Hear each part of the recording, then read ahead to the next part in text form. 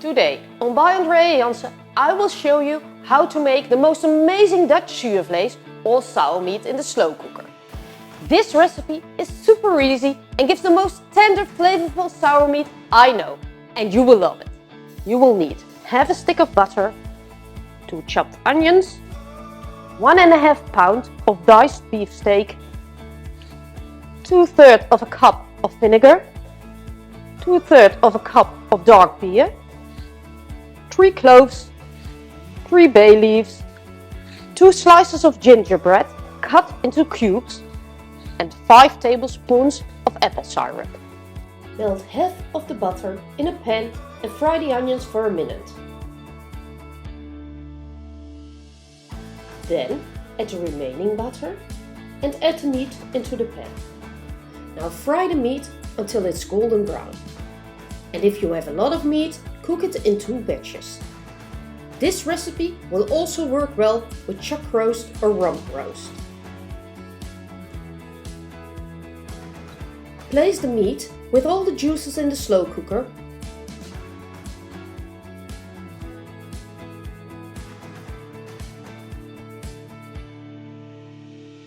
And add the beer and vinegar. Pierce the cloves into the bay leaves and place on top.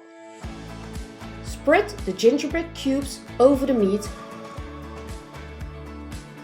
and add the apple syrup. Put the lid onto the slow cooker and set it on low and let it cook for 6 to 8 hours. Do you want to prepare this on the stove or in the oven? That's also possible. When you want to prepare it on the stove, fry the onions in the skillet and fry the meat until golden brown.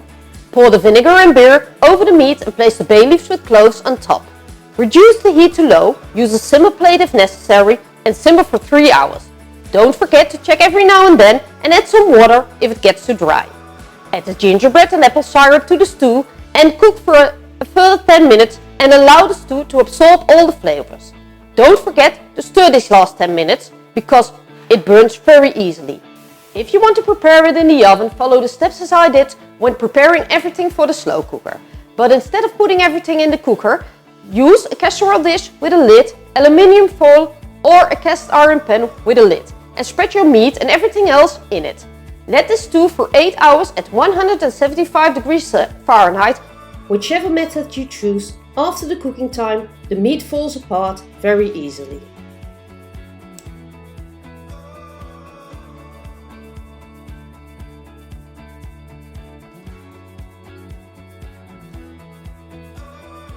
This recipe is super delicious with thick fries. And now we can serve dinner.